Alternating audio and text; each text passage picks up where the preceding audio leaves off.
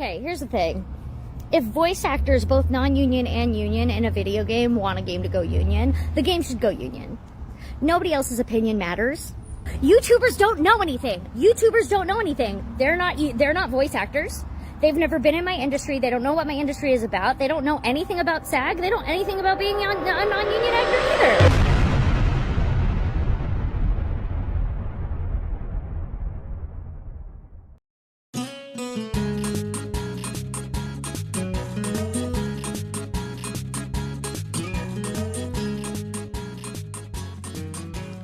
Hey everyone, Sean here, and welcome to another Hawke Talks. And today we're going to be sitting down and talking about Genshin Impact once again, specifically regarding to the voice acting situation. Once again, I thought I'd make a follow-up on this one since, well, it officially happened, especially with characters such as Keqing and of course Paimon. Paimon's voice, it happened. It got replaced, changed, whatever you want to call it. So that means, obviously, that Karina Bodker is out of the picture or away from the mic for Genshin Impact once and for all. So yeah, it definitely happened. It's kind of like, I don't know. It's a little unbelievable of how it happened in a way, because the way Hawke did it was kind of like very telling. It's kind of like when I first kind of like picked up on their sort of like message, right, if you will. Hawke basically, whenever they put out that trailer, it was in Japanese, so I was like, oh my. So that was a very telling way that they seem to be aware of what's kind of going on, or it could have been just as simple as the voice actor has decided to not come in for further recording. But I believe, though, Paimon was voiced during that one story quest with Albedo doing his thing, and there's Durin, right? During the ending part of the quest. Correct me if I'm wrong. Tell me in the comments, because I typically do not play Genshin in English. I play it in Japanese, but I listen to the English stuff later on, whether it's through someone else's playthrough or just clips, just for the sake of comparison at times when I sit down and take the time to do so. But either way, the end result is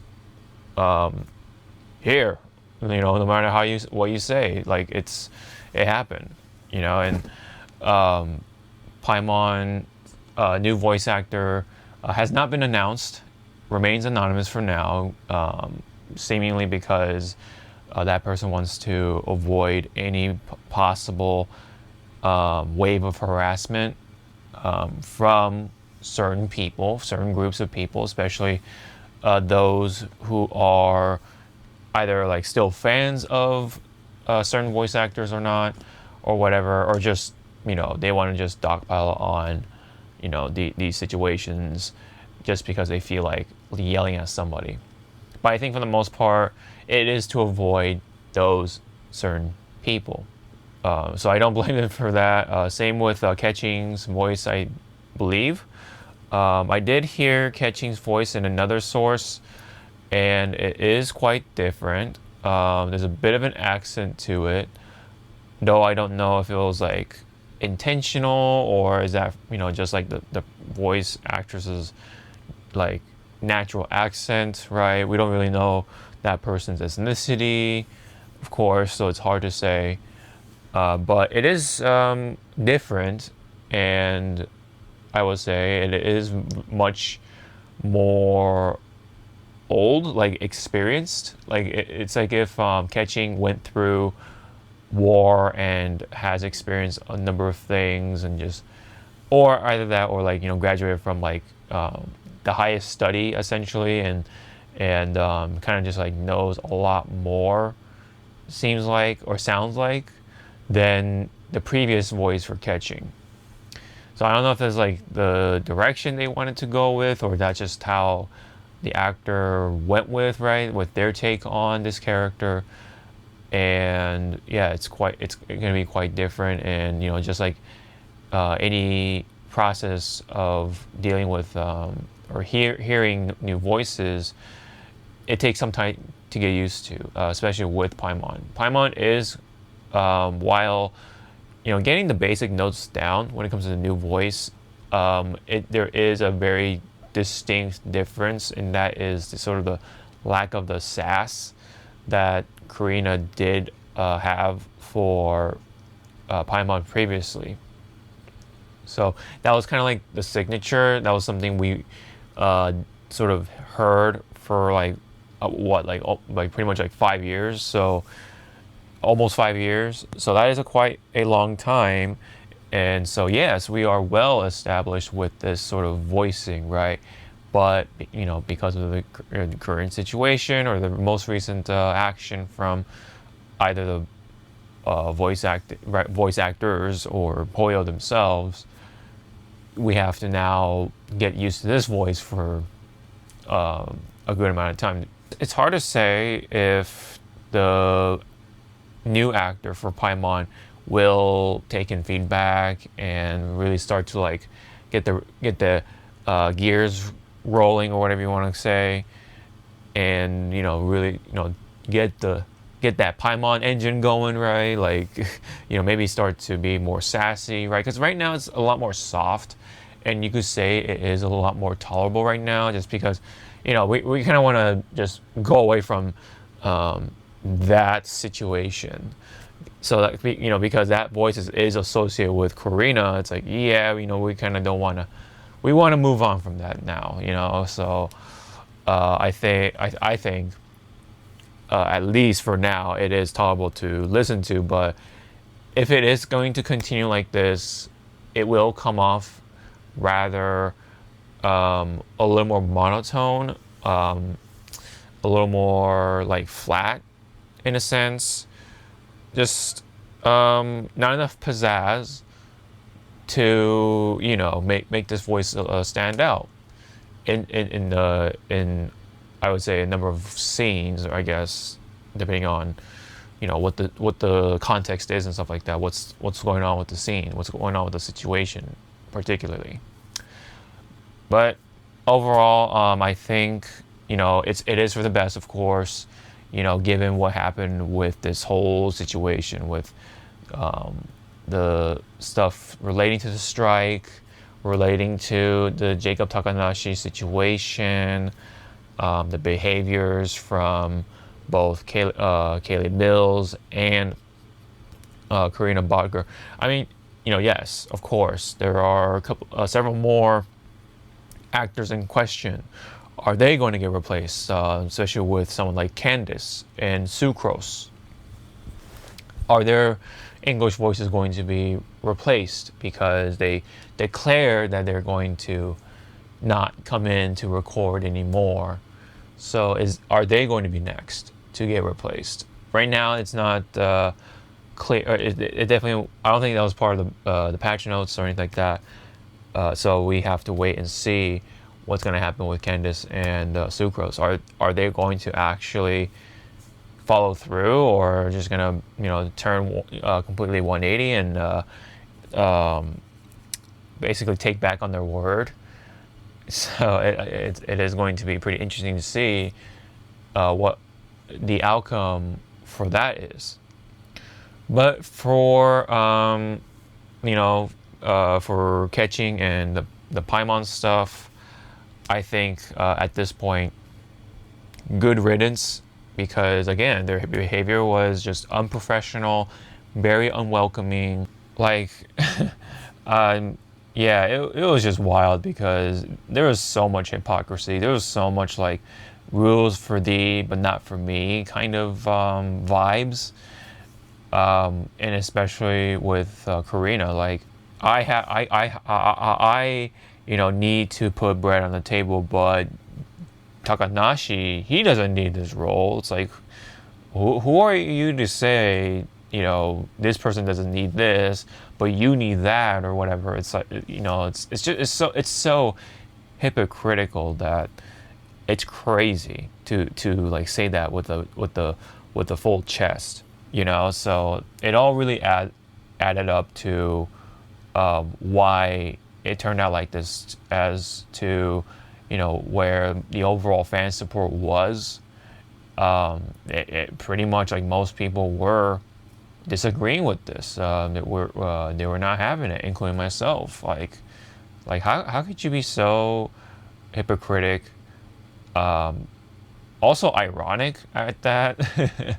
But dare I say again, like, unhinged and crazy, just insane to say those things, but you don't really practice what you preach, right? And especially with Karina saying like, oh, support the strike, support us, SAG-AFTRA, all this stuff, right? Especially with by not coming into work or whatever. So that's why a number of people were referring to this as a collective work refusal rather than a strike, because after all, Genshin and, well, the Hoyoverse stuff was unrelated to the union stuff anyway, because they're not a union project, so to say. All those Hoyo games are not union projects. So it's like they had nothing to do with it, and seemingly the strike was all about stuff like, oh yeah, the AI protection, just looking out for the voice acting and stuff like that. But again, I just cannot help but to think otherwise. It really seemed like SAG-AFTRA was after something else. And they really wanted to have Genshin Impact in particular, I guess, but I'm pretty sure they wanted Hoyoverse to essentially everything from Hoyoverse to be a union project, so that it would incentivize more actors to join the union, just so they can have a chance to try to voice a character in those Hoyo games. And if you read into what you have to do to join SAG-AFTRA, it is quite a hefty sum. So, add all that up, and you can kind of connect the pieces as to why SAG-AFTRA seemingly has been doing this, right? Like, why do all this? So that is one thing, but I just found it so strange as to why Karina and people like Kaylee Mills were acting like this, right? It's like, what did they do for you? Like, did they? I mean, maybe they're favorites or whatever. They're trying to be favorites or whatever. But I don't know, man. It's just like, they're just throwing it all away when Genshin, I'm sure, is a pretty good time when it comes to pay, right? But Karina was like going on about, oh, not getting paid on time or whatever, and stuff like that. Also, adding to that, there was that one video that Karina did put out, and then after a lot of people were calling her out on that, especially after she said like, oh, YouTubers don't know or whatever, Karina went out and said with a straight face that it was all AI, like her TikTok channel is all AI generated or whatever, which is very, very so ironic, like I said before, because the strike is all about AI protection, but you're just using the AI excuse as a means to try to protect yourself from more people calling you out on whatever it is that you said. It's just so ironic, right? So that's like a lot of that happening during this whole situation. So just all the crazy stuff you can kind of think of in a situation like this, it kind of happened. So it's just it's so baffling to me still up to this point of how could you lose so much support in that stretch of time. Like, it's not even, it was like a couple months. It's just so crazy because this strike has went on for like a good amount of time, and then in just like a couple months or whatever, at most several months, you lose all of that support from the people, man. Like the fans just, for the most part, 180'd and just like how do you do that? You have to fuck up so bad to make that all happen. And but you know what? That's what happened. They fucked up so bad with all the lying, with the unprofessional behaviors, all the dumb stuff they've said, just uncredible things, man. It's crazy. That's all I can say. It's crazy that it all kind of crumbled down to this point. But with all that said, of course, the strike is almost over. Seems like they've come to some sort of agreement. Now the actors need to vote on it. But yeah, hopefully that gets out of the way. Hopefully, for the sake of things, we can now just move on from the strike. I've had enough of it, especially as someone who has been reading into the Genshin stuff and all the voice actor situations relating to Hoyo, with all the other characters from different Hoyo games getting replacements right. It's a mess, man, and it's been quite the mouthful to take it all in, if you have been paying attention to that stuff. But I can't help it because, one, I played the Hoyo games, especially 3 of them. 2, I like animated stuff. I like cartoons and anime and stuff like that. So naturally, I pay attention to the voice actors, and so of course I was like reading into this stuff to an extent. So all that, all the YouTube videos that were calling them out on it, including Mugen and such, man, it's just fireworks. It was just fireworks for the SAG-AFTRA stuff. But once again, it seems like it's starting to die down, although there are some still little kindles here and there, kindlings, I guess you could call them, little like when you have that fire, right? The pile of wood, after that big fire, and then it starts to go down to an ember, you still have those little sparks here and there.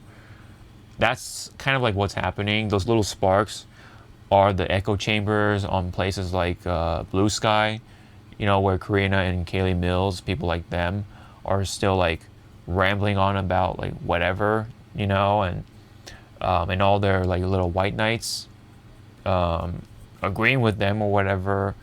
It's like, yeah, I find it so baffling that they wear those masks, pretty much like trying to be welcoming, right? Oh yeah, inclusivity, blah blah blah, all this stuff. But everyone is just the fucking same, man. When you're passionate about something, everyone is the fucking same to me.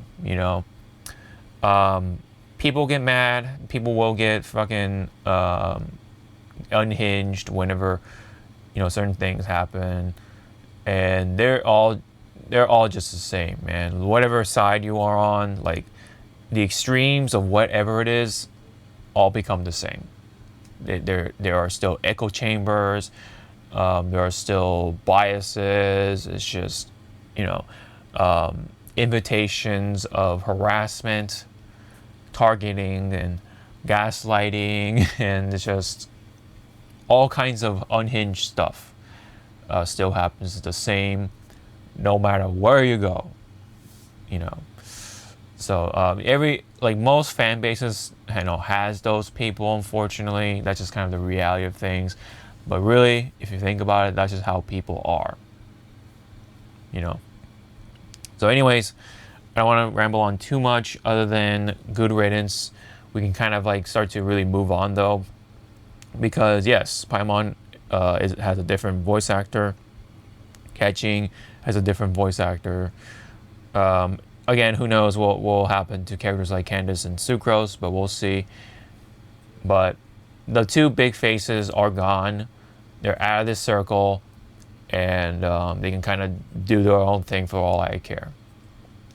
So anyways, what do you guys think of this situation up to this point? What do you guys think of Paimon's new voice? Are you digging it? Are you not? Have you heard stuff from Keqing, the new voice stuff? Anything relating to the video, leave it down below. Love to read them. And don't forget to like and subscribe. Really helps out, and I do appreciate it. So again, this has been the Hawke Talks on the follow-up on the voice actor Genshin stuff, and well, Hoyo really. And yes, Paimon and Keqing have been patched out essentially. When it comes to Kaylee Mills and Karina Bodker, they have been patched out. All right, thank you very much, and I hope to see you all in the next video. Sean out.